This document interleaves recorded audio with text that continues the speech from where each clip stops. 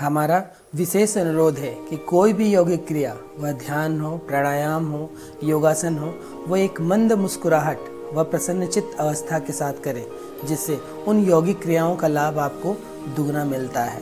और साथ ही आपको योगाभ्यास करते समय बहुत बार करने की ज़रूरत नहीं है, उसे होल्ड करके रखिए, तो वह 2 से 3 बार करना ही पर्याप्त होगा।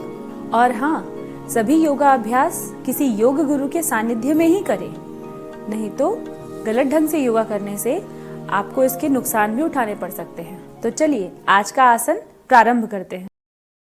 आज हम आपको गरुणाएं वीरभद्रासन योग करने की विधि व उसके लाभ के बारे में बताने जा रहे हैं। यह खड़े होकर करने वाली एक योग विधि है।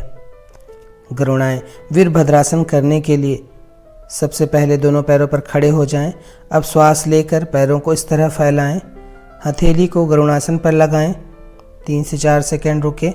अब श्वास छोड़ते हुए सामान्य स्थिति पर आइए और यही क्रिया दूसरे पैरों के साथ भी करिए। केवल इस आसन को कर रहे हैं तो 5-5 बार अर्थात 10 बार करना पर्याप्त होगा। अन्य आसनों के साथ 2-2 बार करना ही पर्याप्त होगा। जिन्हें ध्यान लगाना आता है वे अपना ध्यान आज्ञा चक्र पर लगाएंगे, और जिन्हें ध्यान लगाना नहीं आता वे शरीर में जहाँ कहीं तनाव या खिंचाव हो रहा हो अपने ध्यान को वहाँ रखें। इस आसन में गरुणासन तथा वीरभद्रासन योग दोनों के ही लाभ एक साथ मिलते हैं। एकाग्रता बढ़ाने तथा मानसिक शक्ति विकास हेतु एक उत्कृष्ट आसन है।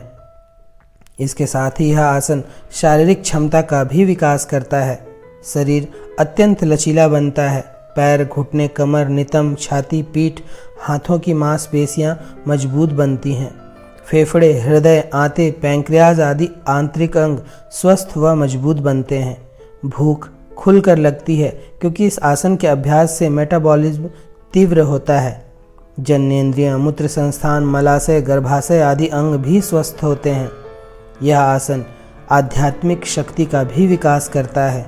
मन में स्थिरता का विकास होता है। निर्णय क्षमता व संकल्प शक्ति भी मजबूत होती है। शरीर में चंद्र ऊर्जा का प्रवाह उत्तम होता है। शरीर की थकान को दूर करता है। सोने से पूर्व इस आसन का अभ्यास करने से नींद गहरी होती है। मानसिक रोग जैसे तनाव अवसाद में भी लाभ देता है। मन प्रसन्न होता है तथा शरीर में नई ताजगी आती है। कमर व नितंब की चर्बी कम होती है। छाती चौड़ी व स्वस्थ होती है। पूरे शरीर का अच्छा व्यायाम हो जाता है। चूँकि इस आसन में गरुणासन लगाते हुए वीरभद्र की मुद्रा लगाई जाती है, इसलिए इसे गरुणाएं वीरभद्रासन कहा जाता है। इस आसन के अभ्यास से आज्ञा, अनाहत, मणिपुर, स्वाधिष्ठान चक्र स्वस्थ, संतुलित व सक्रिय होते हैं। घुटनों के गंभीर रोगी, कलाई व कोहनी के गंभीर रोगी इस आसन का अभ्यास न करें। स्लिप डिस्क, एड़ी, टखनों, कमर के गंभीर रोगी भी इस आसन का अभ्यास न करें। गर्भवती महिलाएं 3 महीनों के बाद इस आसन का अभ्यास न करें।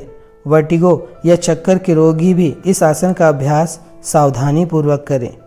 टेनिस एल्बो के मरीज या जिनके हाथों की नसें सूजी हुई हों वे भी इस आसन का अभ्यास न करें। पसली में या छाती में चोट हो तो इस आसन का अभ्यास सावधानी पूर्वक करें। यह आसन 2 आसनों को एक साथ लिए हुए है। चूँकि इसमें गरुणासन भी लगाया जाता है, साथ ही साथ वीरभद्रासन की मुद्रा होती है, अतः 2 योगासन का लाभ आपको इस आसन के द्वारा मिलता है। एकाग्रता के साथ में ही यह शारीरिक क्षमता को बढ़ाने वाला आसन है। इसका प्रतिदिन अभ्यास से मानसिक शक्ति के साथ साथ शारीरिक शक्ति का भी विकास होता है। तो यह था गरुणाएं वीरभद्रासन योग करने की विधि व उसके लाभ।